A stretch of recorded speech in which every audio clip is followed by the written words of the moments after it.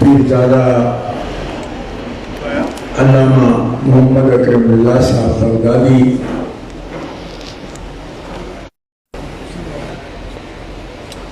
وعدیہ تبریک پیش کرتا ہوں، جنہوں نے بہت اہم وقت میں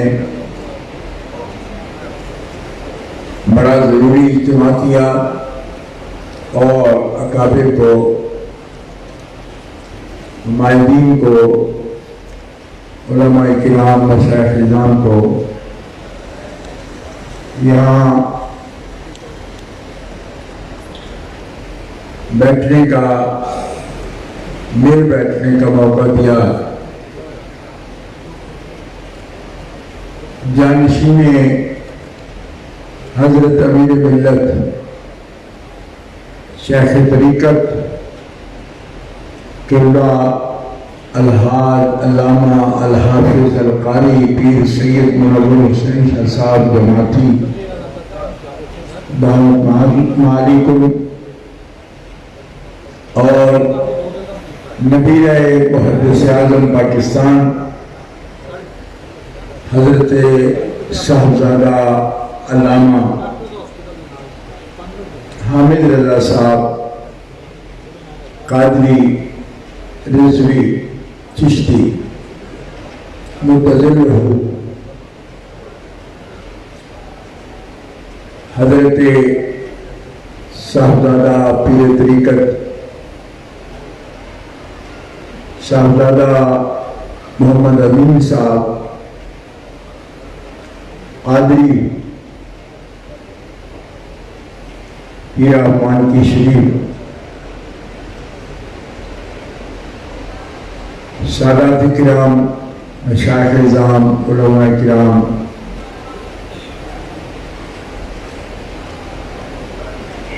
اولاً یہ گزارش ہے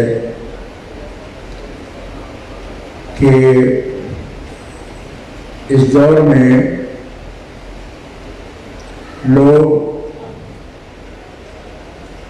اپنے اپنی خواہشات کے مطابق اہل سنت و جماعت کے عقیدے کی تشریح کر رہے ہیں، اور ان کے پاس جو مظلومہ طاقت ہے اس کی بنا پر وہ لوگوں کے ذہنوں پر یہ ٹھونس رہے ہیں کہ جو ہم کہتے ہیں وہی عقیدہ اہل سنت و جماعت ہے۔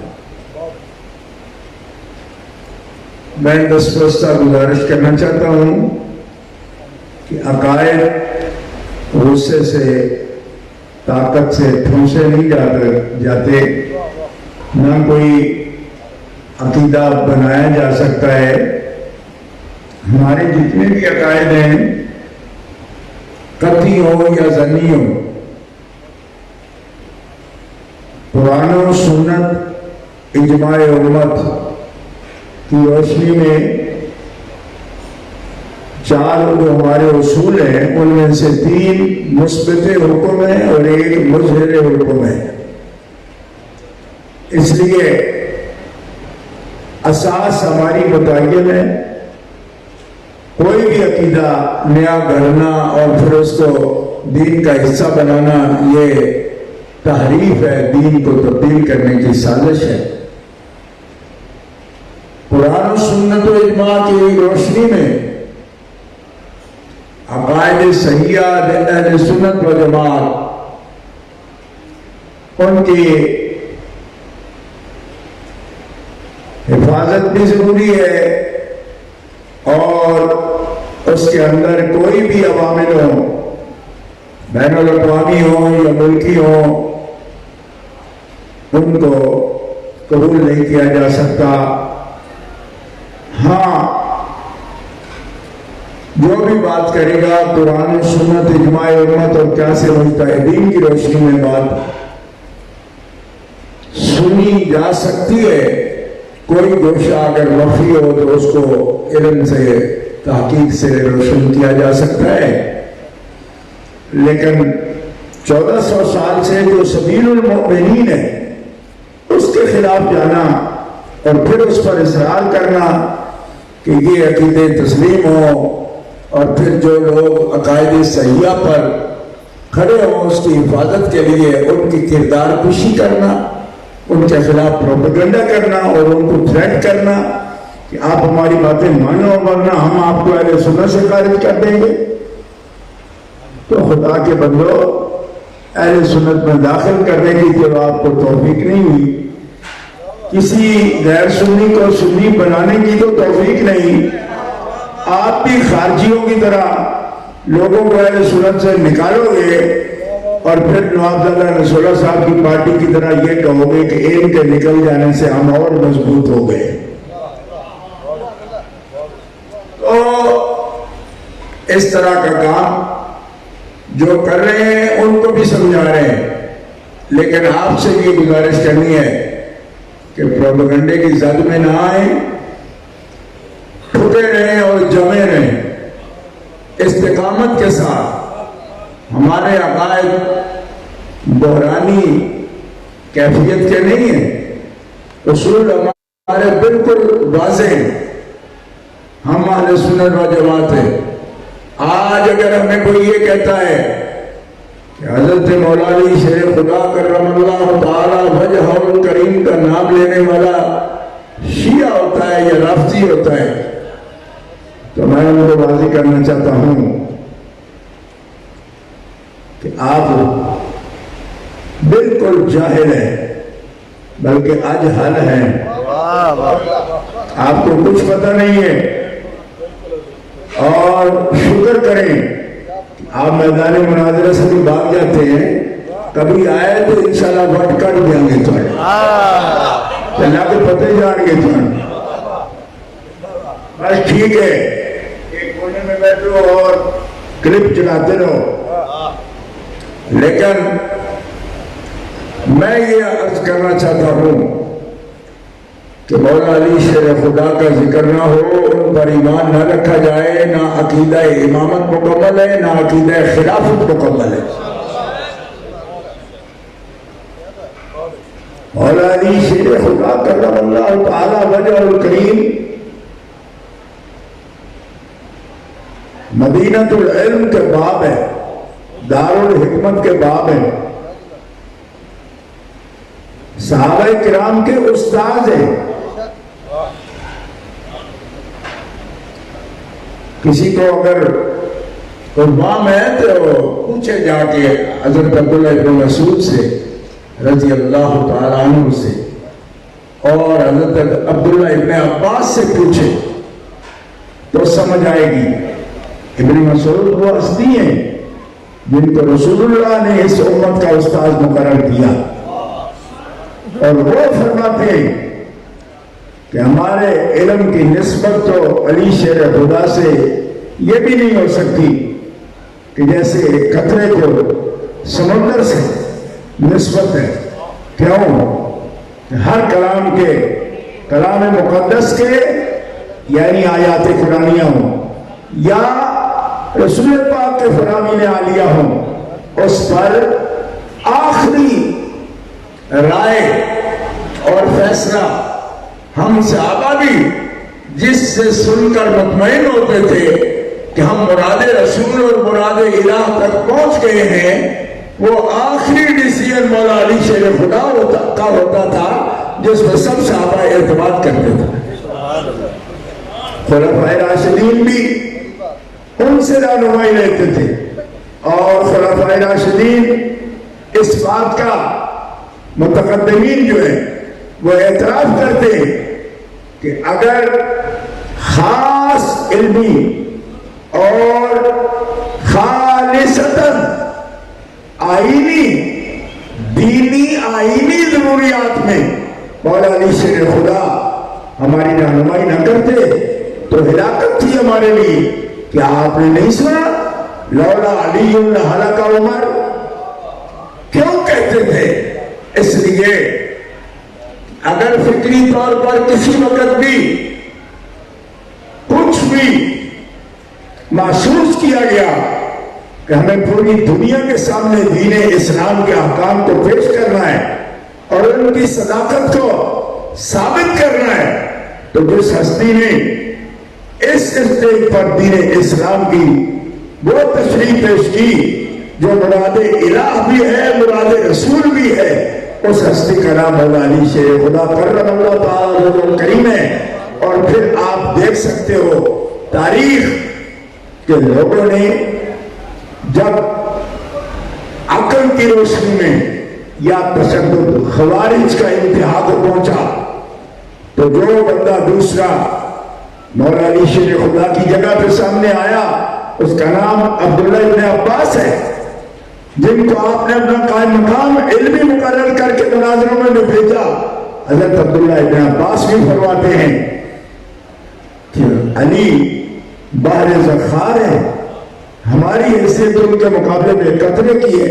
کیوں کہ رسول پاک نے تفہیم دین میں جو کچھ ارشادات فرمائے ابن عباس کہتے ہیں میں نے علم تفسیر مولا علی سے سیکھا. میں یہ سمجھتا ہوں کہ رسول اللہ جو انوار آپ کے سینے اقدس سے نکلے اور صحابہ کو انہوں نے منور کیا، اصحاب پاک کو فرمایا ان میں سب سے زیادہ حصہ کہ جس میں انوار رسول سینے میں جذب ہے ان کا نام مولا علی شیر خدا ہے کہ آپ نے ظاہراً باطناً صورتاً معناً وہی تشریح قرآن پاک کی فرمائی اور تفسیر فرمائی جو رسول خدا فرماتے تھے.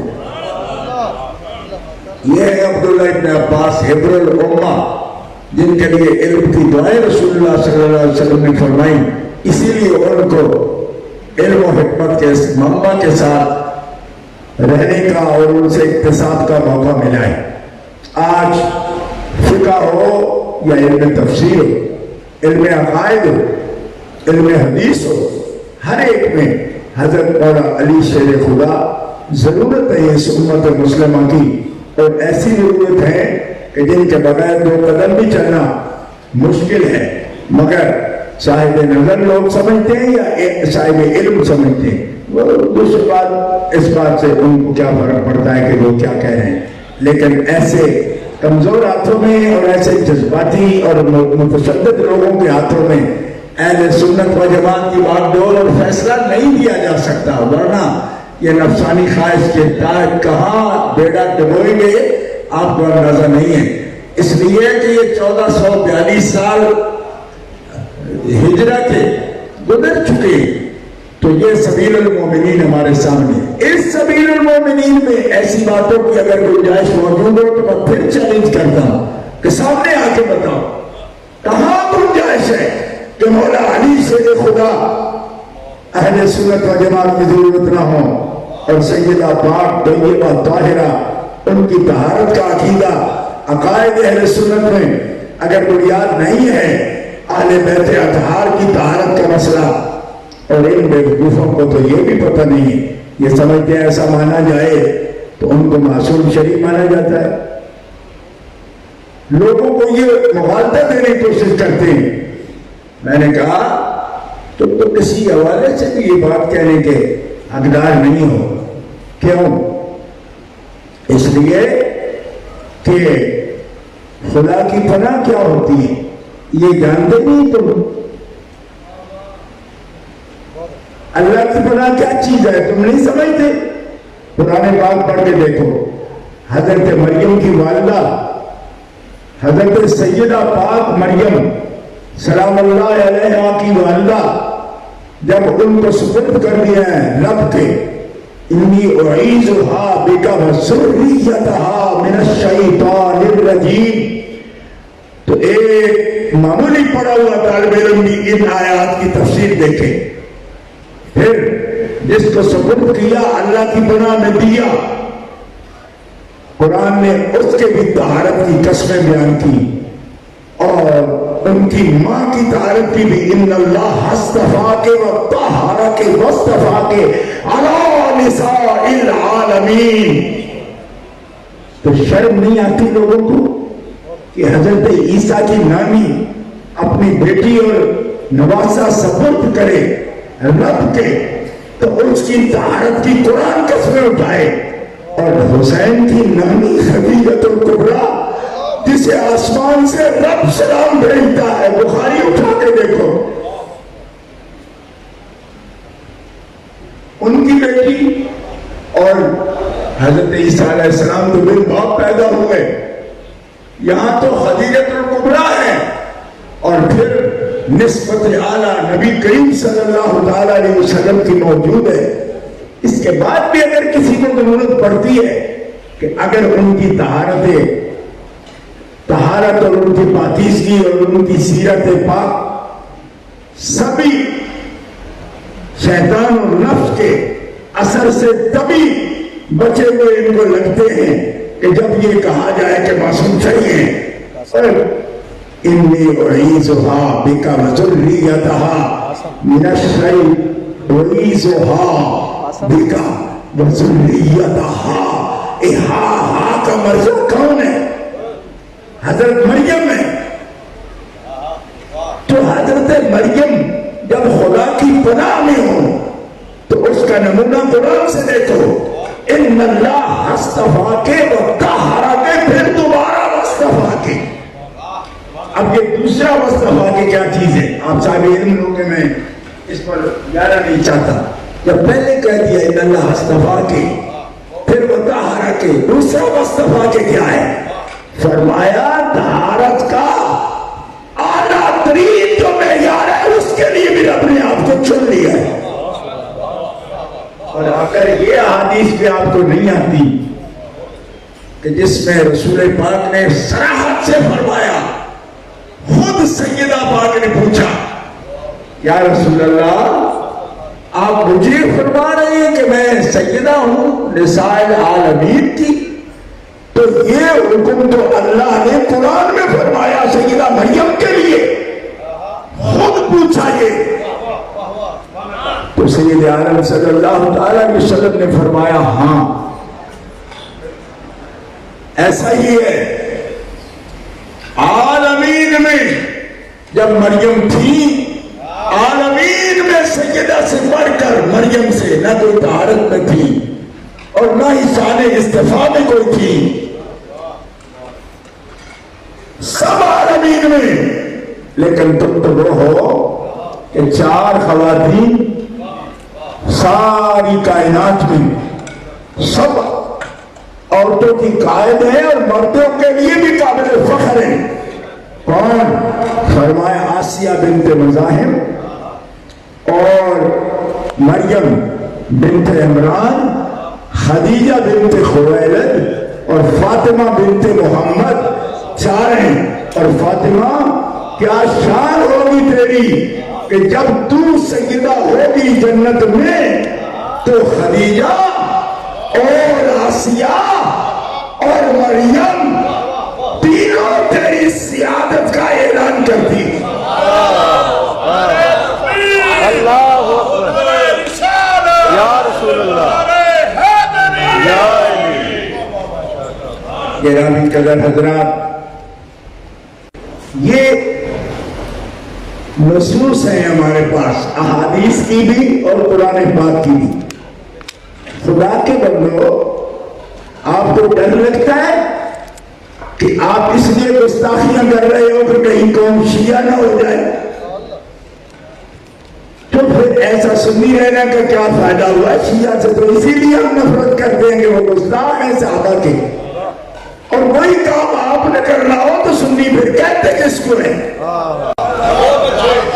یہ بھی تو مجھے بتاؤ نا کہ شیعہ ہونے سے بچانا ہے، میں کیوں بچانا ہے؟ ان کے ساتھ کانٹے لگے ہوئے ہیں، کہا گستاخ ہیں، میں نے کہا بالکل وجہ۔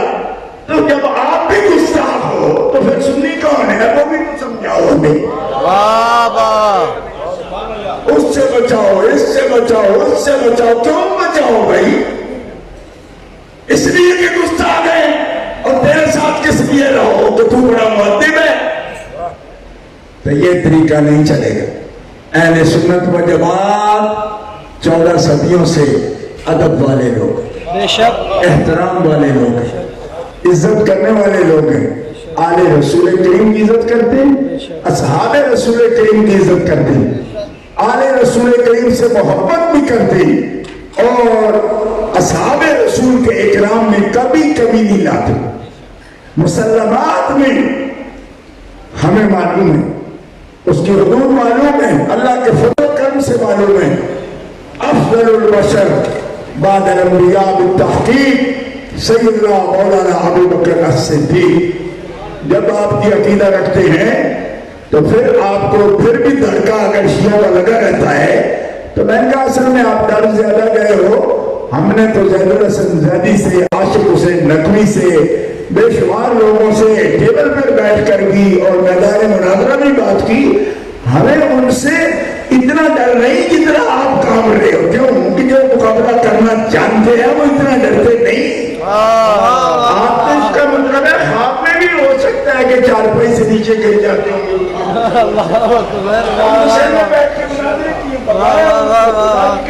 आगे लगा के भगाया। तो आप जितना डर रहे हो इतनी जरूरत नहीं है। यूनुस नौमानी से हमने मुनाज़रा किया, हाँ यूसुफ रहमानी से हमने मुनाज़रा किया। एक वक्त में देवबंद के फजला से, मौलवी एहसानुल्लाह से, गुलामुल्लाह खान के बेटे से हमने मुनाज़रे किए। आप डर रहे हो। अगर यही आपके कदम है और यही आपकी रफ्तार है तो दावा ये कर रहे हो कि हम इमाम हो गए हैं अहले सुन्नत के। अहले सुन्नत के इमाम होते हैं अल्लामा मोहम्मद सईद काज़मी जैसे। अहले सुन्नत इमाम होते हैं मुहद्दिस आज़म पाकिस्तान अबुल फजल मोहम्मद सरदार अहमद जैसी हस्तियां। तुम तो अंदर बैठे हुए डर रहे हो। मेरे काज़मी किबला को गोजरावाला शहर के रेलवे स्टेशन पर 22 छुरियां लगी। मुहद्दिस आज़म पाकिस्तान गोजरा सरगोदा में फुलरवान के मकाम पर ममाती दो बंदियों ने तलवारों से वार किया। हजरत के ये जख्म हयात मुबारक सारी इकबाल में जितनी रही ये जख्म मुबारक का निशान रहा। और मौलाना सैफुद्दीन साहब ने आपके सामने से सालम वालों ने स्पीकर उठाकर अलग रखा और अर्ज की हुजूर खून इतनी तेजी से जारी है, आप तकरीर रोक दीजिए। 1.5 घंटे से ज्यादा तकरीर हो चुकी है। आपने फरमाया सैफुद्दीन ये तो यही चाहते थे ना कि ये अजमत मुस्तफा का बयान ना हो। मैं खून रोक लेता हूँ, हाथ रख लिया है। सरदार अहमद मर सकता है लेकिन आज फज़ाइल मुस्तफा का बयान रोक नहीं सकता। तकबीर, नारा रिसालत, नारा तहकीक, नारा हैदरी, नारा गौसिया, उलमाए हक अहले सुन्नत व जमात, पीर सैयद इरफान शाह साहब मशहदी। शर्म आती है ऐसे लोगों के कि जब वो अलकाब वसूल करना चाहते हैं और अपने बारे में तो पहाड़ की चोटी पर चढ़ जाते हैं। जब दलील देने का वक्त होता है तो कुएं में उतर जाते हैं। इस तरह इमाम अहले सुन्नत होते हैं। इमाम अहले सुन्नत देखिए अल्हम्दुलिल्लाह हमारी संगों पर उनके दस्तखत है। मेरे सर पर दस्तार हज़रत काज़मी किबला ने रखी और इन लफ्जों के साथ रखी। फरमाया बेटा ये 2.5 गज का कपड़ा मत समझना, ये आहद है। हमारे अकाबिर ने हमें मुंतकिल किया, हम तुम्हें मुंतकिल कर। मेरे साथ 11 साथी थे। मैं कसम उठाकर कहता हूँ ये लफ्ज किसी और से नहीं फरमाए। या एक जुमला जब सबको फरमा रहे हो तो फिर मुझे फरमाए नहीं। 11 साथी मेरे साथ मौजूद थे जिनकी आपने दस्तार फरमाई। लेकिन कई घंटे तक मैं हिक्कत के साथ रहा। आखिर में मैंने अर्ज किया, हुजूर आपने ये जुमला सिर्फ मुझसे क्यों फरमाया? फरमाया तू सैयद जलालुद्दीन शाह का बेटा है, सैयद है। और मुझे सैयद शुजात अली कादरी रहमतुल्लाह मेरे जो उस्ताद थे, फरमाया उन्होंने मुझे बताया है कि जिस तरीके से तूने उनके पास 3 साल गुजारे तो मुझे लगता है कि मैंने ये बात तुमसे कहनी थी, कह दी। खुदा वादुल्लाह की कसम है अगर ये बातें ना होती और अकाबिर ने ये मेहरबानी न की होती तो जैसे मेरी सेहत की कैफियत है, रात बड़े इजलास रहा सुन्नी कॉन्फ्रेंस इस्लामाबाद के सिलसिला में, तो मेरी सेहत इजाजत न देती थी। लेकिन जो अकाबिर ने जिस जज्बे के साथ ये इरशादात फरमाए हैं, हमें वो चीज़ें बैठने नहीं देती और आपके पास मौजूद है। बाकी हजरत साहबजादा केवला हामिद रजा साहब ने आपके सामने जो तकरीर की, मैं चूँकि उसी वक्त हाजिर हुआ, बहुत ज़रूरी उन्होंने और अहम गुफ्तगू फरमाई। और नायामल अभी हजरत किबला पीर सैयद मुनव्वर हुसैन साहब शाह साहब जमाती वो गुजरे हमारा कायदा देंगे। मैं गवर्नमेंट से सिर्फ इतनी बात अर्ज करना चाहता हूँ कि देखें, आप लोगों से इदारे तो चलते नहीं, वाह वाह, जो हाल किया हुआ है आपने पूरे मुल्क के इदारों का, तो ये इदारे चल रहे हैं, आप कोई खास ग्रांट भी नहीं देते हो। हजारों ग्रांट तो ऐसे हैं, ग्रांट एक पैसा आज तक उन्होंने ली भी नहीं। खुद मेरे अपने इदारे ऐसे ही, हम रजिस्टर ही नहीं है, ज़कात मुशक में शुरू से अपनी कोशिश से बनाए हैं, अपनी कोशिश से चला रहे हैं। ढीला भी कभी नहीं लिया, हमने रजिस्टर ही नहीं किया ज़कात मुशक में सारी जिंदगी, ना हमने कभी दरख्वास्त दी ना उन्होंने की। गुजारिश ये है कि मेरा जो इलाका है चच दोआब कहलाता है पंजाब में, एक तरफ दरियाए चनाब है, एक तरफ दरिया झेलम, दोनों के पुल हैड रसूल दरिया झेलम पर है और हैड कादराबाद दरिया चनाब पर है। दोनों के पुल के जो नीचे पानी का स्पिलवे है उसके ताक जो है ना, शटर, दोनों के अपने अपने सैलाब में वक्त में टूटे। तो मैं गुजरते हुए एक्सीएम से मैंने पूछा, मैंने कहा कि ये शटर टूटे हैं तो बोरियों से पानी रोका हुआ आपने, तो क्या इसका हल है? क्या यहाँ तो इसका कोई हल नहीं है। जर्मनी से बंदे बुलाए हैं, वो ये शटर दोनों ठीक करेंगे। रसूल वाला भी ये तो 5 साल पहले का वाक़या है, ये 5 साल बाद का है, लेकिन दोनों में ये बात मैं इसलिए अर्ज कर रहा हूं, ये जितने काम है ये हमारे मकामी इंजीनियरों ने नहीं किए थे, ये बाहर से बुलाकर ही कराया गया। मुझे पता है पूरी पूरी कंपनियां आई यहाँ काम करने को। दीन के शोबा बड़ा वसी शोबा है। मैं चैलेंज से ये बात कहता हूँ, मौजूदा हुकूमत को मैं पहले भी कहता रहा हूं कि इस शोबे का कोई दकीक से दकीक ऐसा मसला हो हमारे सामने पेश करो। दुनिया में जो काम है, ज़राअत का निज़ाम, बैंकिंग का निज़ाम, किसी पर भी दकीक से दकीक मसला हमारे सामने पेश करो, हमारे उलमा के सामने। मैं हमारे से मैं अपने सिर्फ ताली नहीं कर रहा, हम आपको हल करके देंगे। ना मिस्र से उलमा बुलाएंगे, बहुत अल्लाह, सुभान अल्लाह, वाह वाह वाह वाह, और ना ही मराकश से बुलाएंगे, ना बगदाद से बुलाएंगे, कहीं नहीं बुलाएंगे। पूरे मसाइल हम खुद हल करेंगे। अच्छा, जो कोई देला चौनी किसी को आप देते हो मदरसों को, वही जवाब साहब के दौर से जो शुरू है ज़कात शब का निज़ाम, उसमें आप चाहे तो वो भी वापस कर लो, अपने पास रख लो, क्योंकि आप बहुत जरूरतमंद लोग हो, गुर्दों को बड़ी जरूरत है, तो आप वो रख लो। फिर भी मुझे कसम है रब्बुल अर्श की, ये फकीर लोग इदारे चला के भी दिखाएंगे और कारकर्दगी भी सामने लाएंगे। वाह वाह वाह, बेशक। बल्कि मैं ये बात चैलेंज से कहता हूं, 33 ममालिक में दुनिया में मैं सफर कर चुका हूं। बहुत अहम जगह जो भी है पूरी दुनिया में, चाहे अमेरिका में हो, कनाडा में हो, उलमा भी हमारे पाकिस्तान के पड़े हुए, हुफ़ाज़ भी पाकिस्तान के पड़े हुए, स्कॉलर्स भी पाकिस्तान के पड़े। पाकिस्तान सिर्फ अपनी जरूरत पूरी नहीं करता, हमारे स्कॉलर पूरी दुनिया की जरूरियात पूरी कर रहे हैं। बेशक, इससे ज्यादा मैं क्या मिसाल दे सकता हूं। और अगर फिर भी आपको शौक हो ना, तो आज के दिन हमारी कारकर्दगी लिख लो। सरदार साहब के बोला तो फरमा गए हैं ना कि हम इनको ये करने नहीं देंगे, हम उनके साथ हैं और शुरू से साथ हैं। सुभान अल्लाह, वाह वाह वाह। लेकिन मैं एक और ایک طریقہ دوسرے پر بات کرتا ہوں کہ اگر ڈیٹ لکھ کے ہمارے اکابر ان کو ہینڈ اوور کر بھی دینا تو سال کے بعد اگر یہ جوتیاں چھوڑ کر نہ بھاگ جائیں کیوں سکولوں میں ٹائم نہیں پورے ہوتے کریں گے کیا؟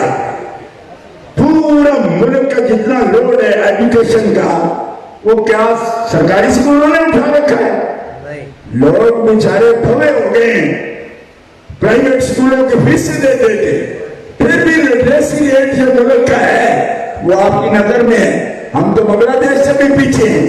یہ کس قسم کی آوازیں نکالنے بھائی کسی کام کے ہو تو پھر کوئی ڈیم مارو تمہیں بتاتا کون ہے ایسا کون کہتا ہے تمہیں ایسی پالیسیاں بنانے کے لیے تو مت کرو یہ شغل ٹھیک ہے آپ گیم بدلو اور کھیلو جو کام ہے آپ ٹھیک ہے اور جب تک سیٹ ہو آپ کام مجھے لگ رہا ہے کہ چلاتے رہو گے کیوں کہ آپ لوگ آپ سے شاید خوش ہیں اور اسی قسم کے لوگوں کی ان کی ضرورت ہے تو چلو ہمیں کوئی مسئلہ نہیں ہم تو حکومت سیاسی کارکن ہی نہیں ہے ہم نے مرکزی جماعت اہل سنت والجماعت ہماری دینی مذہبی جماعت ہے ٹھیک ہے لیکن کارکن نہ ہونا سیاسی عملاً سیاسی نہ ہونے کا مطلب یہ نہیں کہ ہمیں سیاست آتی نہیں سیاست مدن تو ہمیں ہدیہ سعیدیہ نے بھی سکھائی اور جو سیاست ہم جانتے ہیں آپ اس سیاست کا سین بھی نہیں جانتے میں آپ سے نہیں کہہ رہا